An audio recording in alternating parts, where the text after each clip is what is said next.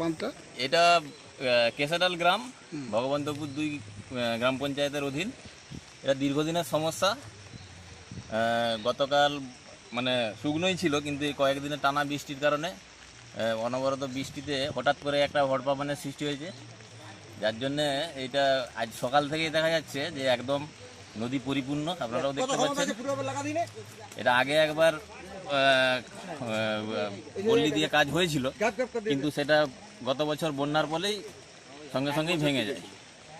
তো সেই পল্লীর গোড়া আছে আপাতত, কিন্তু তা সত্ত্বেও এই গ্রামবাসীরা আমরা নিজেদের উদ্যোগে এখন এটা যা আপৎকালীন পরিস্থিতিতে যাতে করে রক্ষা করা যায়, নাহলে এই বাঁধ যদি ভেঙে যায় এটা আমাদের গ্রাম তো ক্ষতিগ্রস্ত হবেই, পাশাপাশি 3 নম্বর বসনছড়া জিপির পানিছড়া পর্যন্ত বার্নিয়া যদিও আমাদের গ্রাম পঞ্চায়েতের, বার্নিয়া পাশের ভগবন্তপুর, খিরাটি বেশ কিছুটা অংশ প্লাবিত হবে। মোট কতগুলো গ্রামে এর এফেক্ট হবে? এটার ফলে এফেক্ট হবে প্রায় 10-12টা গ্রাম, ডাইরেক্ট এফেক্ট হবে।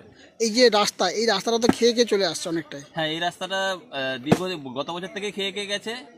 যেহেতু কৃষি এলাকা, আমাদের নিজেদের তাগিদেই আমরা ওই গরুর গাড়ি বা কোনো মালপত্র নিয়ে আসার জন্য যতটুকু করার চেষ্টা করি। স্থানীয় এই আপনাদের মাধ্যমে স্থানীয় প্রশাসন বা ঊর্ধ্বতন কর্তৃপক্ষের কাছে আবেদন করবো যাতে এটার স্থায়ী সমাধান হয়। প্রশাসনে কেউ আসছিল? এখন প্রশাসনের পঞ্চায়েত সমিতির সভাপতি এসে দেখে গেছেন, কর্মাধ্যক্ষ এসেছিলেন।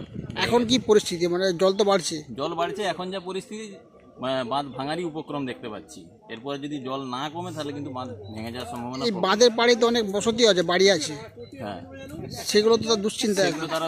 আমরা খুবই দুশ্চিন্তায় যে এই বাঁধ কিন্তু ভাঙলে আমাদেরকে কোথায় আমাদের স্থায়ী ঠিকানা হবে সেটা কিন্তু বলা মুশকিল।